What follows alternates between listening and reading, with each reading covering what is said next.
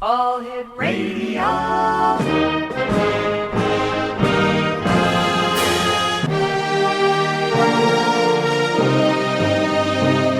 Welcome to the X Zone, a place where fact is fiction and fiction is reality.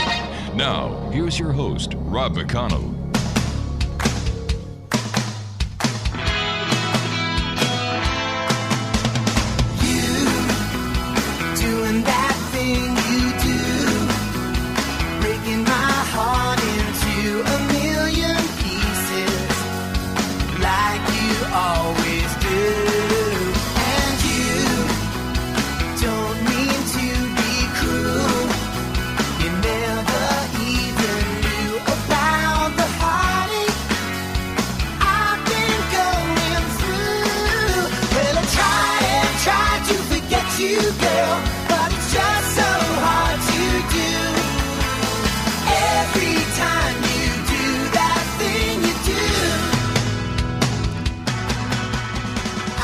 And good evening, one and all, and welcome back to the X Zone. I am Rob McConnell, and for the next 2 hours, I'm your host and your guide as together we cross the time-space continuum to this place that I call the X Zone.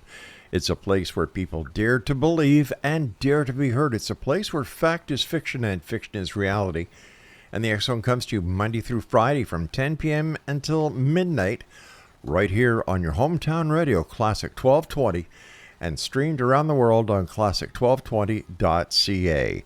If you'd like to send me an email, it's very simple, xzone@classic1220.ca. My guest this hour is Jeff Krause, and Jeff's been investigating and researching UFOs for most of his life and is the former MUFON State Director for Southern California. Jeff was recently a member of the MUFON Presents UFOs Around the World panel at the Alien Congress, or Alien Con as it's called, in Los Angeles in 2019. Joining me now is Jeff. And Jeff, did I get your last name right? You sure did. Yep, Krause sounds like house. Krause sounds like house. Hey, that's my favorite TV show. Jeff, welcome back. Always great having you, my friend.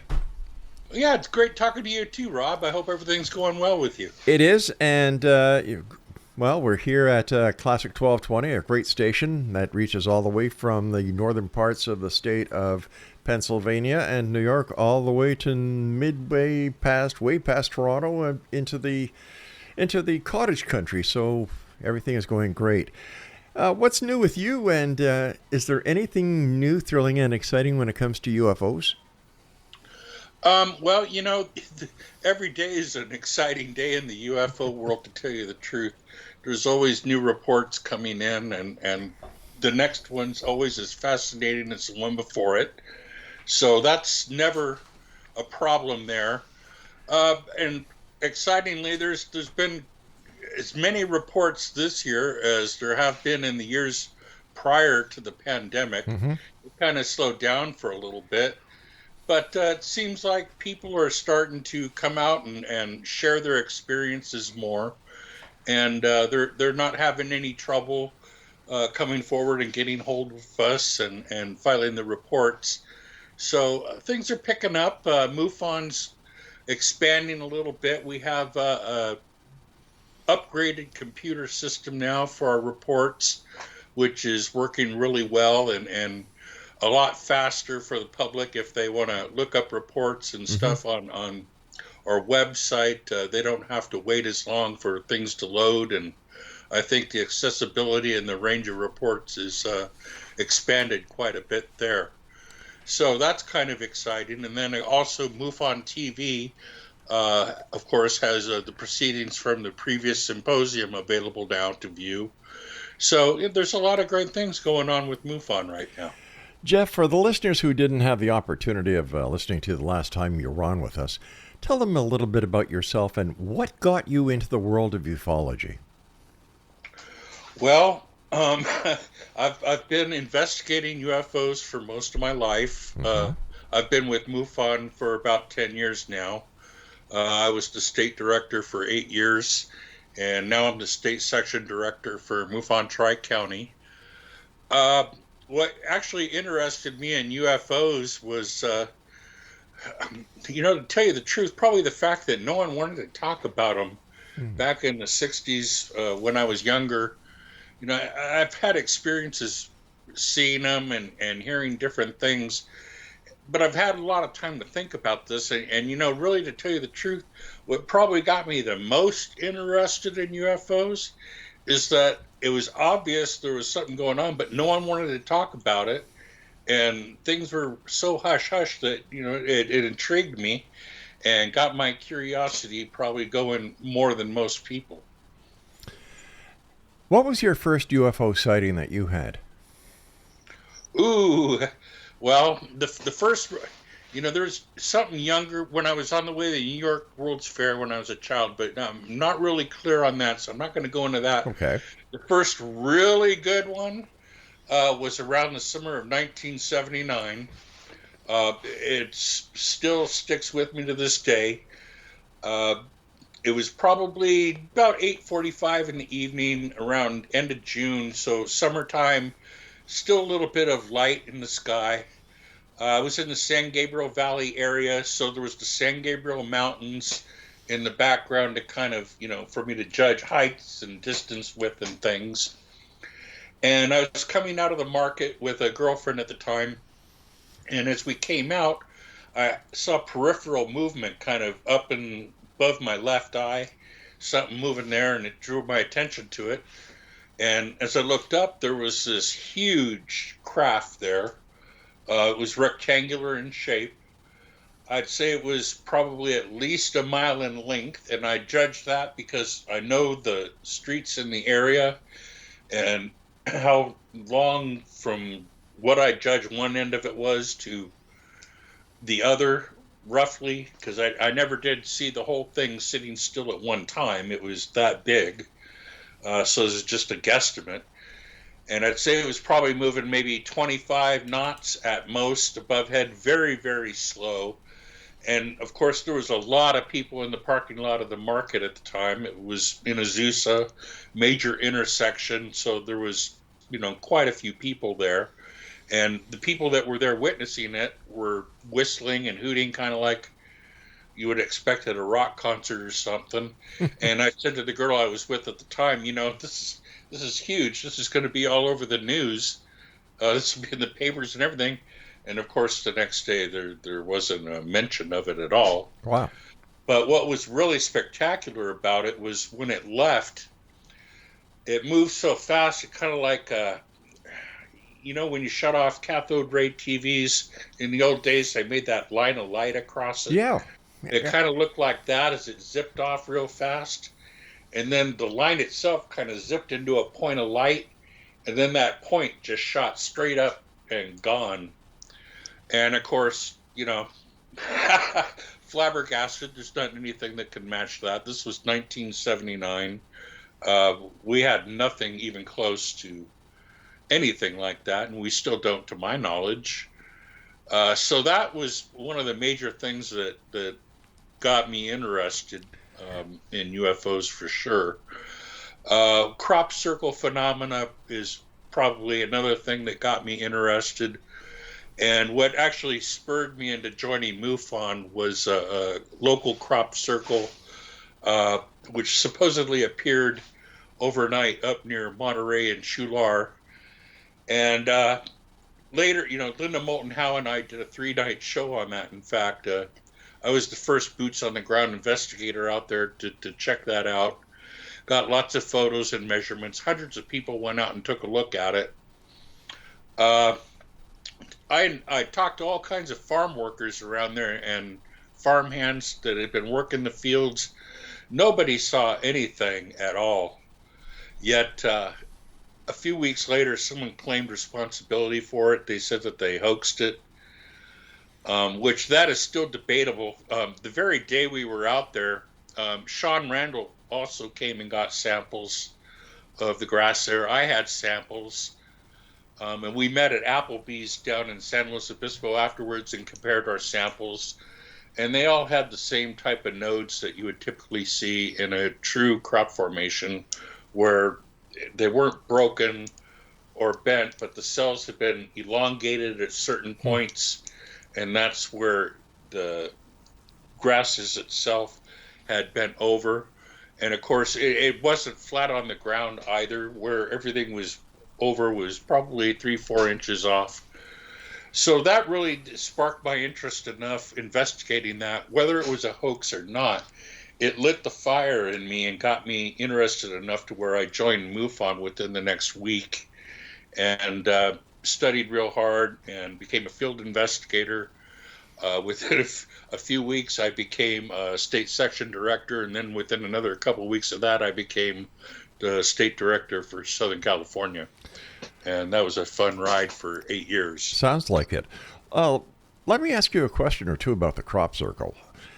You had these samples with Sean. Did you guys take the samples to a lab to have them analyzed to see if there was anything strange within the content of the samples that you guys acquired? I believed I'd let Sean go ahead and take my samples with her, and I believe that she did have them analyzed.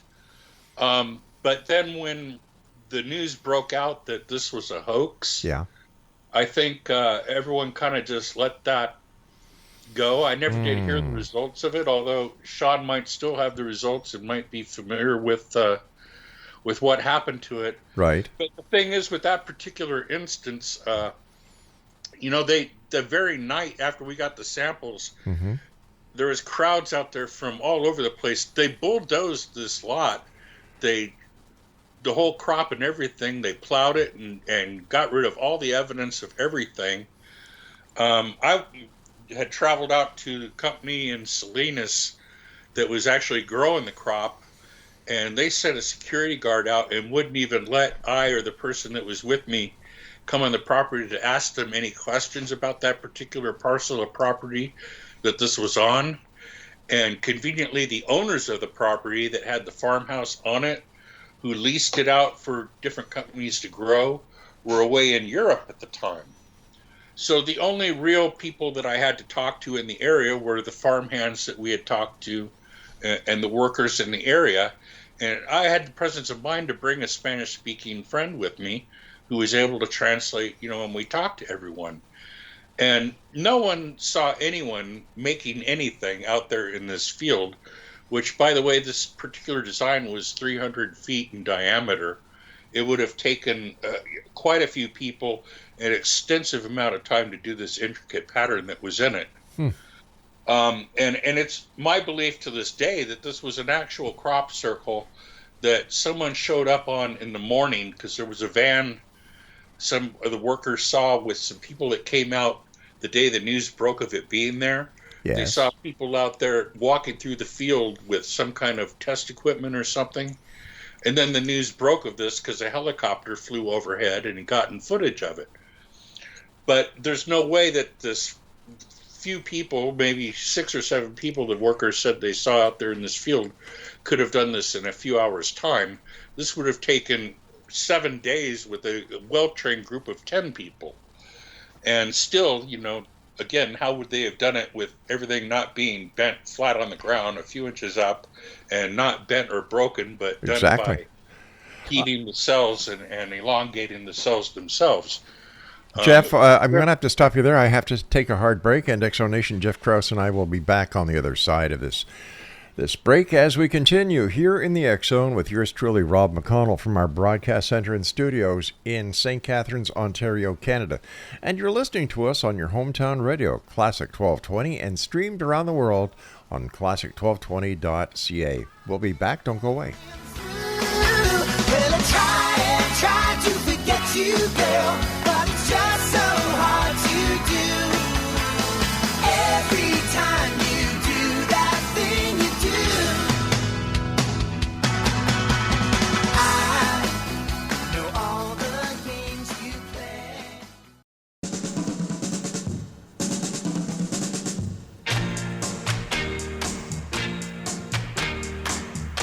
Ooh-wee.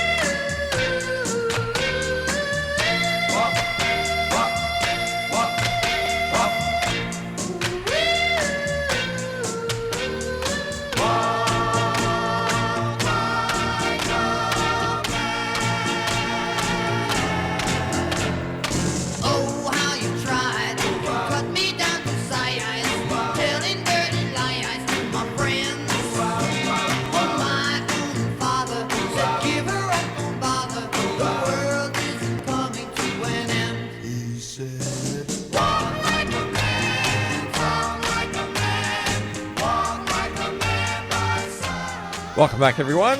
Jeff Krause is our special guest this hour here in the X Zone.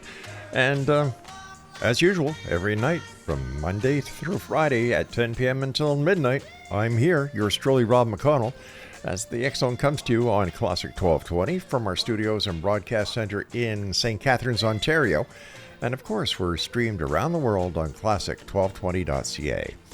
Jeff, we were talking before about your first or second UFO sighting, this triangle that was approximately a mile, in width. Rectangle. I said triangle, right? I'm sorry, rectangle. Yeah. All these people saw it, and yet it didn't make the media. How do you explain that? 1979. Okay. Those are the days when you just didn't talk about it.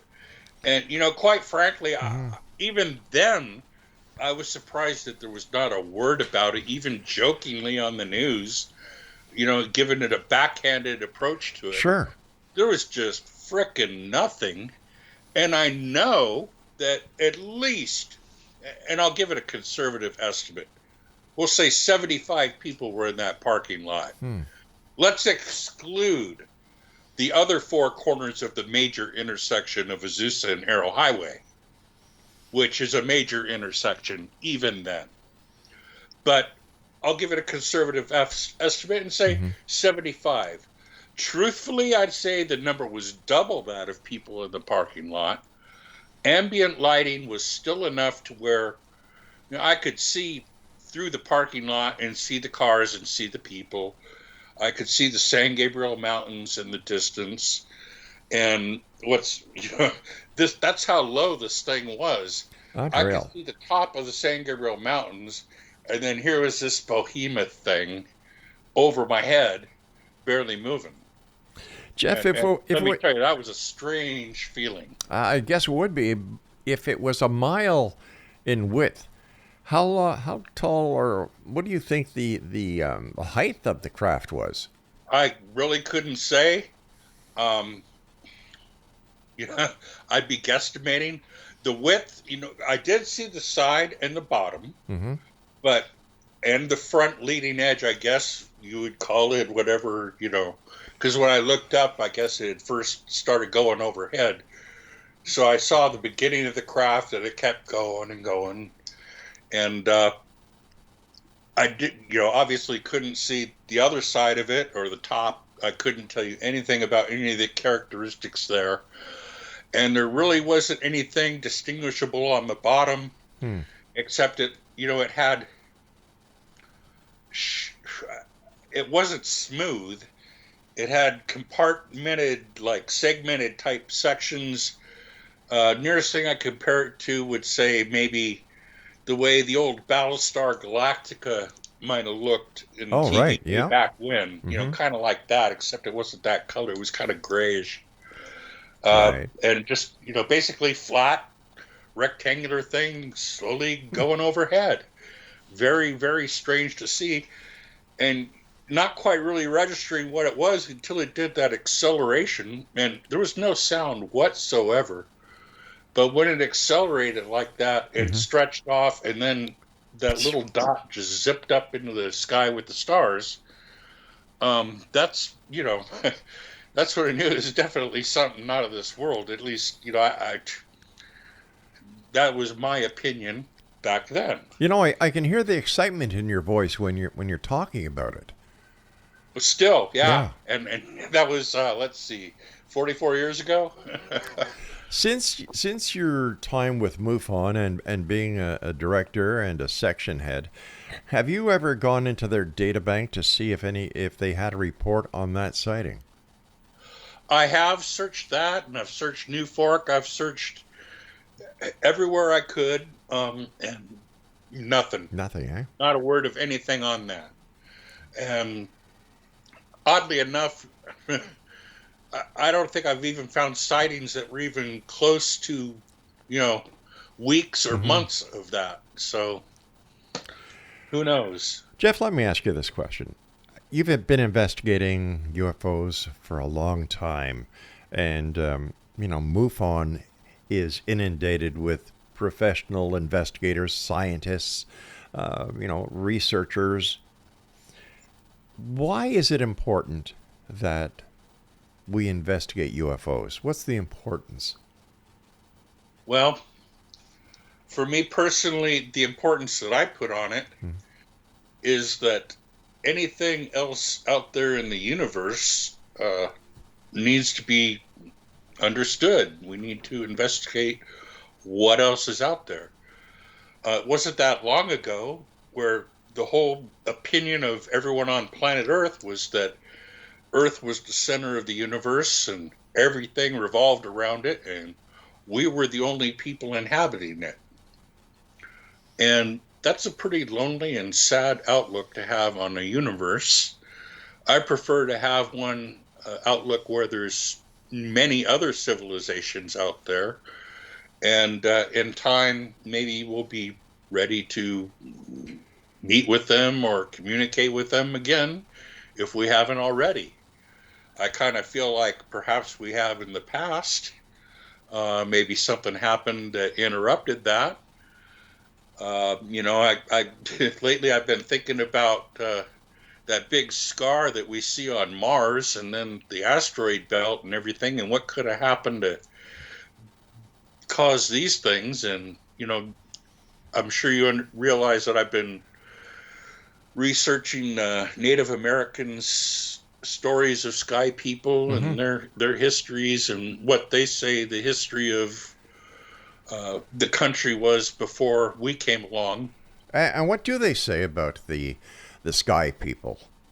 Well, that they came and taught them farming and different things that brought them, out of, I don't want to say savagery, but taught everyone, agriculture, farming, different things that they needed to know to thrive as a society. And there's many stories of that throughout the world, not just in the Americas, but throughout the world. There's common stories of people coming from the sky, right, and teaching mankind different techniques for agriculture and farming and ways to better ourselves. Jeff, if the people from the sky, or as we call them, going back into the folklore of the Native Americans, taught them how to farm and taught them necessities on how to advance their societies, why didn't they teach them how to defend themselves when it came to the settling of the West, when so many Native Americans were slaughtered? That's a very good question. And one of the things I've had to do when doing my research into their interpretation of sky people is I've had to forget everything I've been taught as a white man about what America was like and what they were like. Right. Because everything that you learn in school is so far from the truth. They had fantastic civilizations going here before Columbus came, and they were thriving, because it wasn't the European way of life. Of course, we didn't quite understand it, or the people that came here didn't understand it. There's a lot of unlearning I've had to do and a lot of relearning I've had to do and different revelations about things. But I think basically, one of the reasons they didn't defend themselves was when Columbus came, so much pestilence and disease came from the Europeans at first, because they were a dirty lot, let me tell you. And they really, disease wiped out quite a bit of the peoples that lived in the shoreline areas at the time. So it's not that they didn't know how to defend themselves, it's that they were coming back from a major catastrophe. And sort of like how Europe was at the end of the Black Plague, they weren't up to their best game at the time, and those that were left were kind of still in shock from everything that had happened before that. No, what I was trying to get at, Jeff, is that if the sky people were in fact what we believe to be extraterrestrials who who just ventured onto this planet and helped the Native Americans and other natives to proceed and mature with their societies. Why didn't they supply these people that they helped with better ways to defend themselves? Because if they were that advanced, I believe they might have had the ability to go forward and back in time, and they should have realized what was going to happen. See, now here we go. Hey, why not? That sounds great. But reality is, we can suppose and ask why, and all we're doing is guessing. Yeah. We don't know the technologies they have, the abilities they have, or even the alien mindset or what they think.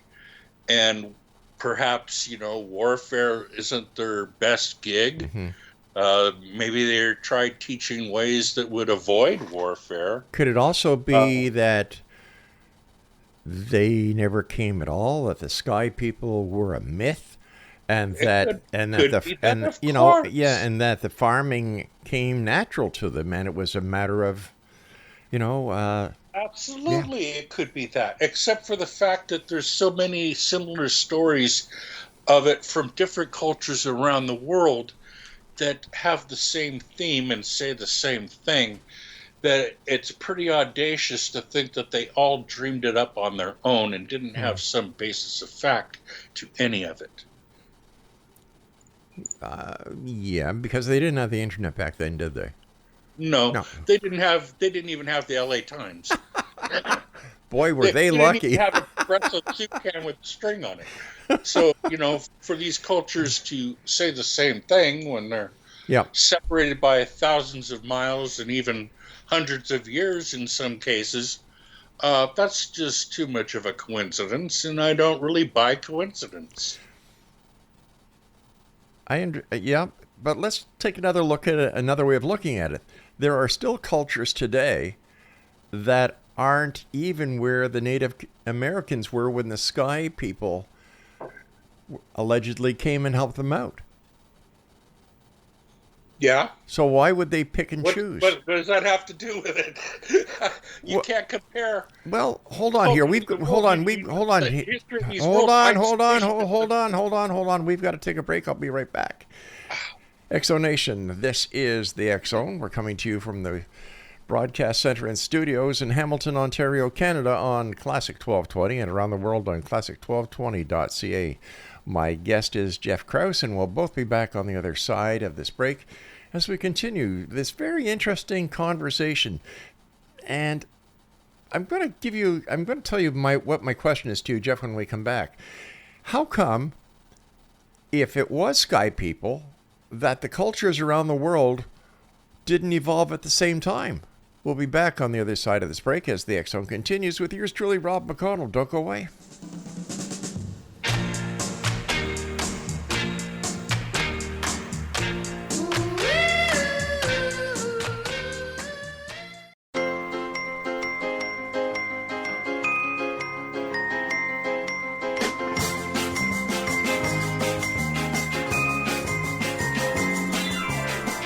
If you need someone to count on, count me in.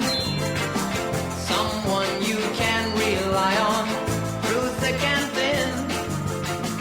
When you start to count the ones that you might ever doubt, if you think of counting me, count me out.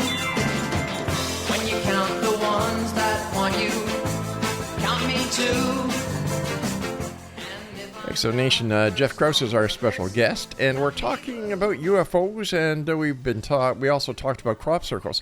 But Jeff, what I'm getting at is, if the sky people were involved in the in the agriculture and other aspects of one society, and like you were saying that these reports are worldwide, then how come all the world didn't advance technologically, mechanically, sociologically at the same time? Okay, what you're saying is, how come it's not like today back then. And that's totally illogical. No. That's not what I'm saying. Wait. No, hold on, Jeff. That's not what I'm saying. We did have societies at the same time then, just not to the same technological level we have today. And, we don't know exactly when, if any, interaction occurred, but we are finding more and more and more proof of highly advanced civilizations that were around way back before the Ice Age and had way more technology than we gave them credit for back then. What evidence? All seem to have been around the same time, way back then. What evidence? What evidence? Well, let's see. The ruins that are being found out at Tiahuanaco, Göbekli Tepe, let's see, what's that area? Mohenjo-Daro, that other place in the South Pacific where they did the laser survey and found the ruins there that go on for miles of the basalt foundation on the civilization that's built there. The name of that place is escaping me at the moment, but there are many excavations going on, many places that are being discovered. I don't doubt that. I don't doubt that at all. But you said before the Ice Age. Sure, that's right.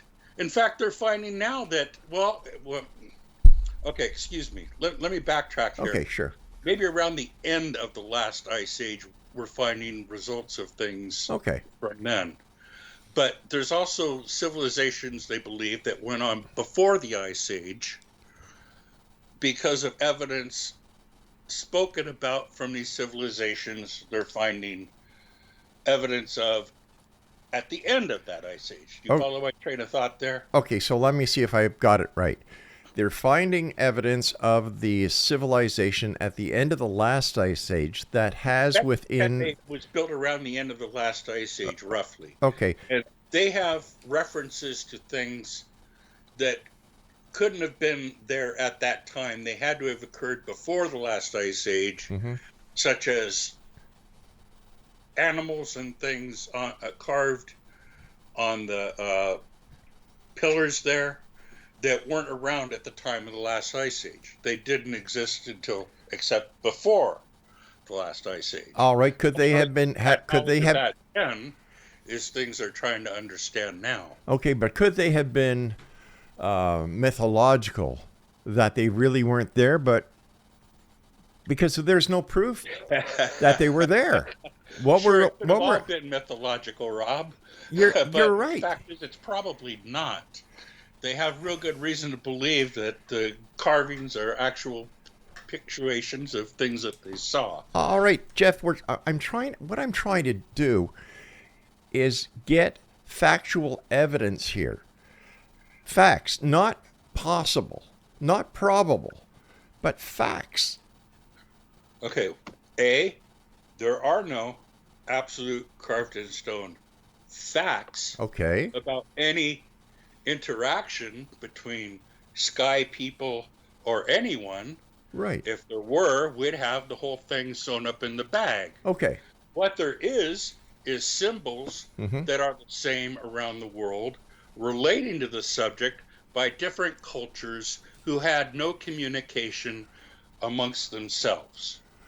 All right. We know that the Egyptians were trading with the Native Canadians and Native Americans around the Great Lakes for nickel.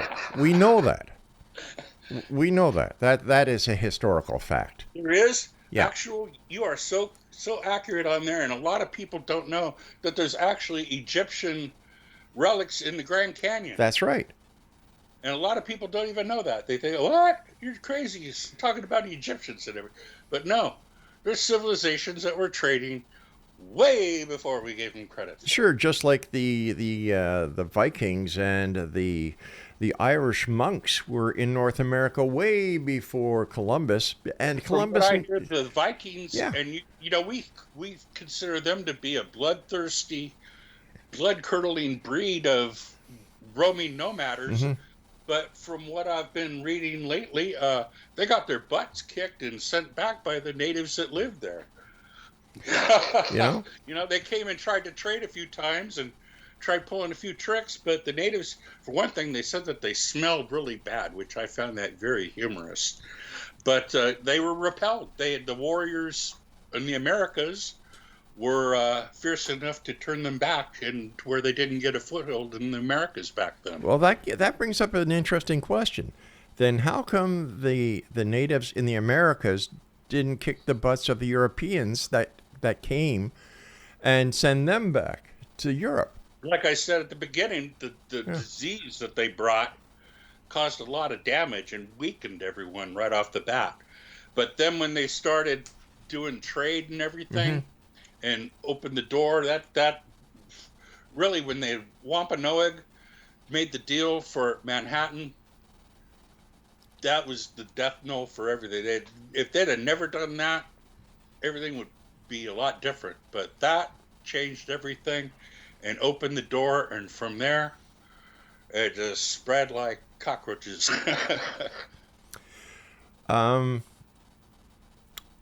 What was your take on the latest congressional hearings? It's a step. The fact that they actually had them, that was, I give them credit for that. And the televising it, that was way more than they'd have done years ago. But it seems that the steam was kind of let out after that, whether it's because of the political climate, being an election year, or I haven't quite figured it out, but it seems like the congressional interest has completely disappeared since then. But it'd be interesting to see if at the beginning of the year, when things kind of cool off a bit, when the House comes back, if they even mention it, or if there's any more talk of advancing the hearings. But I kind of think that it ran its course and might have had its moment, and we may not see anything for a while unless there's some new leak or revelation that comes at the turn of the year. Why do you think it lost steam? Why do you think it just fizzled out? Everybody was so excited that it was going to happen. You had 3 whistleblowers. It was well publicized. It was carried on major networks. And it fizzled. Yeah. I think, really, to tell you the truth, everyone's lack of trust in government at the time might have something to do with it. Perhaps the fact that they think there's more important things for them to pay attention to at the moment, and they need to get their act together before they start taking care of that other stuff. That would be a good idea. Business hasn't exactly been taken care of, so that could be a large point of it. But then I don't know. I'm putting my viewpoint out there as to why that might be. But who knows? Maybe it hit a sensitive nerve with someone and they kind of quieted it down. Because I haven't seen or heard anything in the media, mainstream or otherwise, about an increase in sightings. I haven't heard any more military leaks that are coming out, like the Tic Tac. And nothing. The silence itself is conspicuous. Yeah. But then that always kind of happens this time of year. Things always slow down as it gets to fall and winter because there's less people outside looking up. I don't know what the weather's like where you're at. Here it's rainy and cloudy and can't see crap anyway. In fact, the Firefly launch that was supposed to happen yesterday got canceled, so that's not going on till Friday. Right. And I'm sure that probably has a lot to do with it. The time of year, summertime, things always perk up. So, we'll watch and see next year, see if things start picking up around spring, May, June, that time of year. Things will probably be hopping again, I imagine. I understand that MUFON is also now looking at interdimensional travel and the existence of the multiverse and the multidimensional theories being brought forth by quantum mechanics and quantum physics as a possible answer to the alien presence. Well, you can't just assume that for one thing, like I've always said, there's not just one species coming here or checking us out. There's many different, and they don't all drive the same thing. They got a multitude of different kind of craft that are being used. And of course, you don't plan a trip from the furthest reaches of the universe in your smallest spaceship. You come in your biggest ship with a bunch of your small spaceships. And so there's a multitude probably of different things to be seen and different ways to approach the problem. And it's probably not all physical craft coming here. Some of it could be dimensional shifts. Some of it could be time travel. Hell, we don't know what we don't know. So so when we look at the UFO phenomenon, are we now saying that they may not be from outside of the galaxy or outside the solar system, but on a parallel plane? That is not at all what I said. That might be what one species of them is from. But what about the other 100? Okay. And don't expect they're all coming from the same space or the same way either. Sure, that might be an explanation for some of it. That's not the explanation for all of it. Well, we've got about 30 seconds before I have to take my next break. So how many? Yeah. So how many different species, in your opinion, are visiting this planet? From what I have heard, there is credible information that at least 100 different civilizations have had representatives interacting and visiting here. That's quite a few people. Yeah. That's more than a New York subway. How true. Stand by. We've got to take our final break for this hour. X-Zone Nation, our guest this hour is Jeff Krause, and we're talking about UFOs and other things. We've talked about interdimensional travel. We've talked about multiverses. We've talked about crop circles. And who knows where we're going to end up on the other side of this break as the X-Zone continues with yours truly, Rob McConnell, from our broadcast center and studios in St. Catharines, Ontario, Canada, on your hometown radio, Classic 1220, and streamed at classic1220.ca.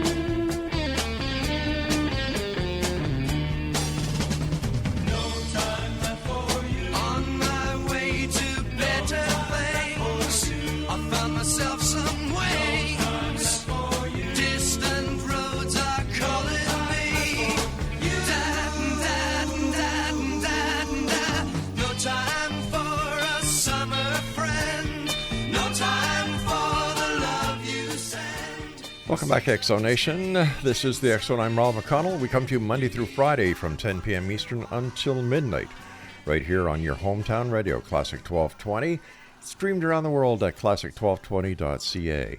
Jeff, how can our listeners contact you or get more information about you and MUFON? Well, the MUFON website is www.mufon.com. You can find me on Facebook right now. Real easy to find me there.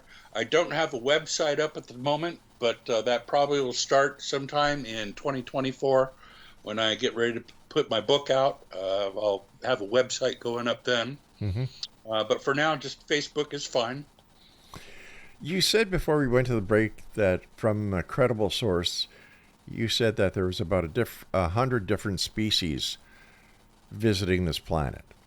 Am I correct? I said from the sources that I've heard, I did not use the word credible source, I said sources. No, you did say from credible. multiple people, and some of them have varying degrees of credibility, but different stories I've heard would suggest that, yes, there are over 100 different civilizations which have representatives interacting here. Why would they come to this planet? Well, I look around the neighborhood, other planets in the solar system. Mm-hmm. It's kind of the only one with anything going on at the moment. Maybe there was other things going on in time we don't know about that they were checking out in other places, and they're comparatively checking out changes in the neighborhood that happen over time. I don't know. Yeah. Perhaps they're worried about human thought spreading throughout the solar system or the universe. Who knows? Maybe they just have a caring bone in their body, and they want to nurture us along and see that we make it through to our greatest potential. That would be my hope. But what do they do? What are they doing to do that? Wouldn't it be great?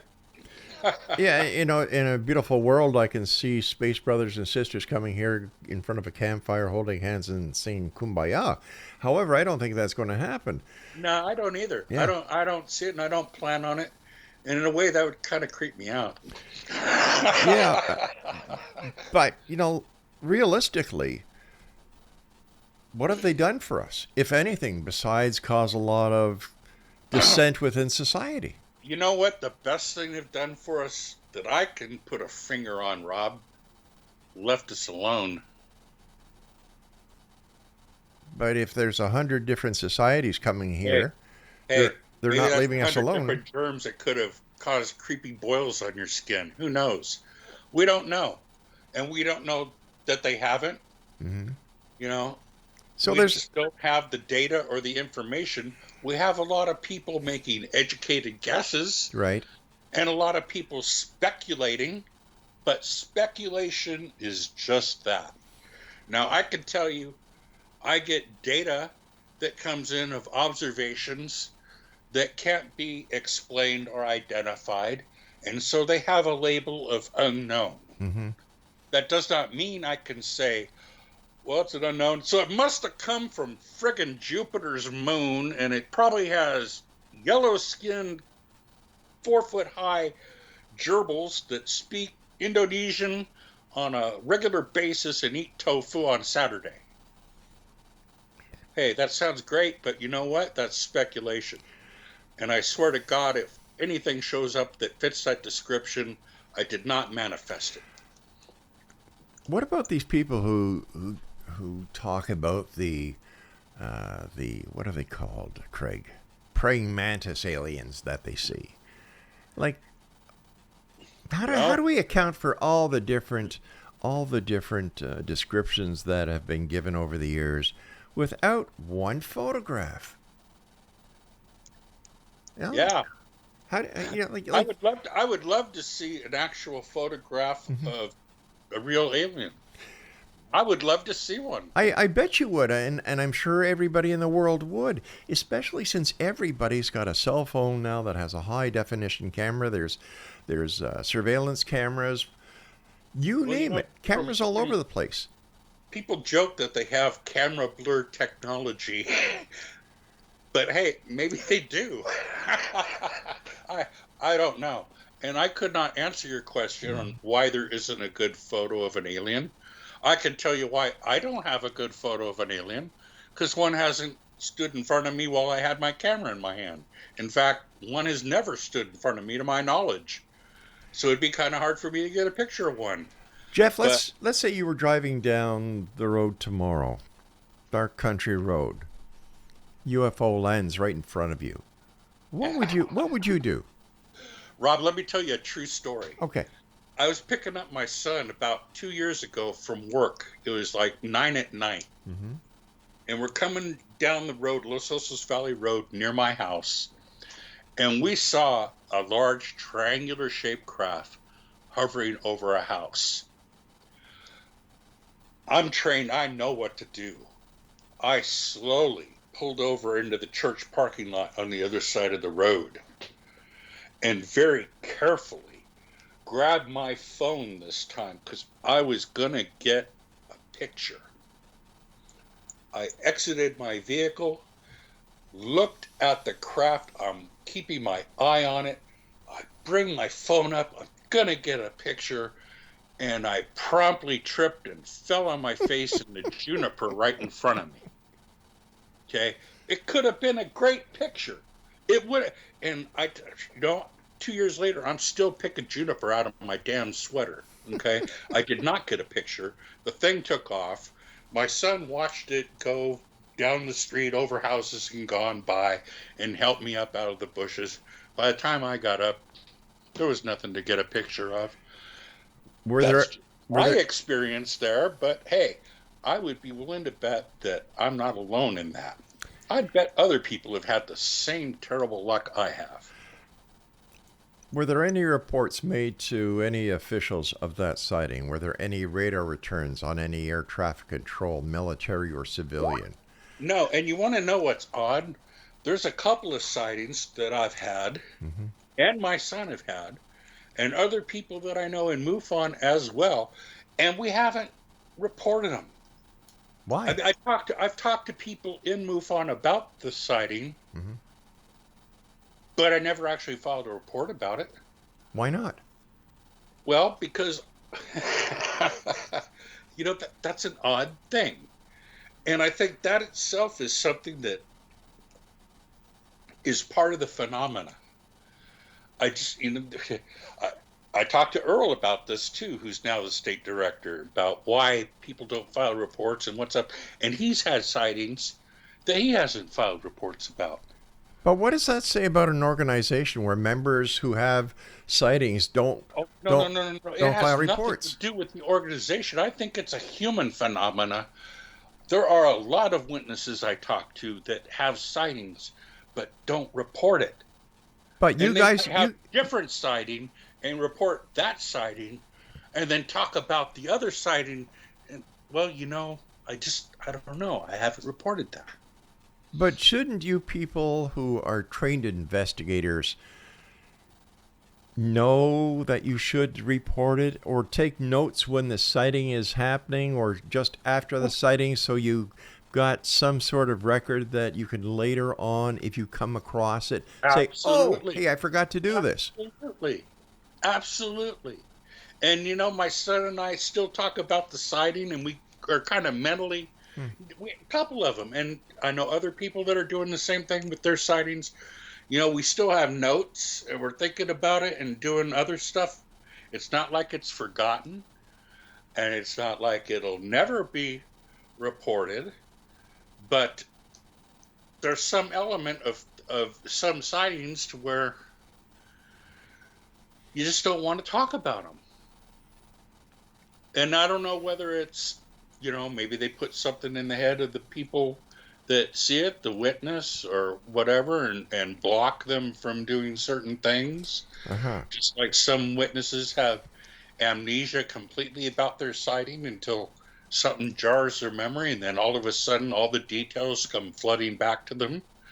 Or, missing time phenomena, same thing. But it's an active part of a lot of investigations and a lot of sightings. It's not a singular, solitary phenomena. So if this is happening on a frequent basis, how much data do you think that is not being properly analyzed? We take into account the fact that there are lots of reports that aren't filed. This is a known fact that, not all sightings are reported. This is a known fact. There's many people that just aren't comfortable talking about their sightings to this day, and never notify MUFON, NICAP, New Fork, or anybody, Air Force, anybody. All right, let me ask you this. How many people do you think, or what percentage would you estimate from the investigators at MUFON who do not file reports? It's not that investigators don't file reports. You're taking this completely out of context to some sightings. And I wouldn't know whether investigators have sightings that they don't talk about or not? I wouldn't know, because obviously they're not talking about them. I know, but if you, a seasoned investigator, don't do it, or because of one reason or another, well, let's just ask this question: have you and other investigators tried to get an understanding on why you don't report them? Is there a medical reason? Is there a psychological reason? Oh, sure. Absolutely. There are, definite regression therapists and things that go into this in time. And in time, I'm sure I will be filing some kind of report on the instances. It's not like they're forgotten or anything. But perhaps there's more that I want to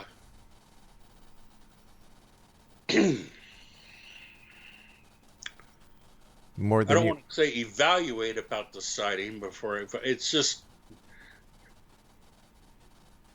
the importance of a sighting being reported immediately. If it's something really good, immediate reporting is important. If it's not reported immediately, then it becomes hearsay, I guess you'd call it, not an actual report. And so, even though it would get reported, it wouldn't be anything that would be investigated, because I don't feel that there's anything to investigate in it. All right, Jeff, we've got to say so long for tonight. And thanks for being on the show. Mind you, I'm kind of trying to understand why there's no importance placed on UFO sightings that are not reported. And I'm wondering how this affects any analytical data that MUFON is putting out there. I'll be back on the other side of this news break or commercial break with hour number 2 of the X Zone from our studios and offices on your hometown radio, right here, Classic 1220, and streamed around the world on classic1220.ca.